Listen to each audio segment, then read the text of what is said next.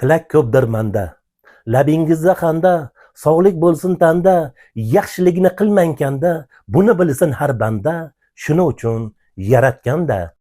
Nega ayollarni qiyos qilishar?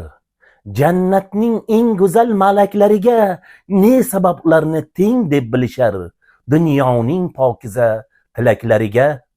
Balki yaratgandir ayol zotini, Xudoyim jannatning tuproqlaridan ayollar qalbini bezatgan balki olamning pokiza gul yaproqlaridan.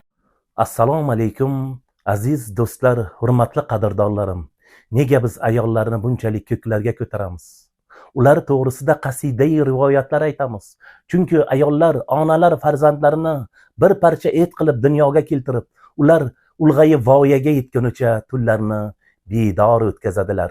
Mana bugun 8-mart Xalqaro xotin-qizlar bayrami kuni bilan men dunyodagi barcha xotin-qizlarni, nafaqat dunyodagi, mana shu ayniqsa o'zimizning yurtimizdagi o'zbek ayollarini xotin-qizlar bayrami bilan chin yurakdan muborakbod etaman.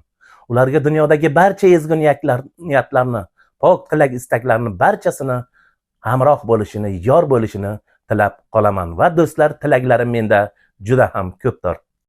Tilak ko'pdir manda, labingizda xanda, sog'lik bo'lsin tanda, yaxshilikni qilmang kanda, buni bilsin har banda, shuning uchun yaratganda. Bu dunyoda farmon bo'ldik qaynonani, o'tko'riydik parvonani, shaharlardan farg'onani, kelin kuyov uchun qopxonani, kirish uchun ostonani, raqsda mastonani, ermak uchun sherdonani, ko'rish uchun durdonani, dehqon uchun dandonani, tikishga angishvonani, tinglash uchun afsonani, jang jadalda mardonani, duradgorga cho'pponani, bahorada afshonani, qizlarga oyna shonani, farzandga ota onani Alloh hayot uchun yaratgan ekan. Hayotni ne'matidan, Allohning himmatidan, qadrimiz qiymatidan, millatimiz izzatidan, do'stlarimiz xizmatdan foydalanib, mana shu ayollarimiz, xotin-qizlarimiz bir umrga baxtli bo'ladilar degan niyatdamiz.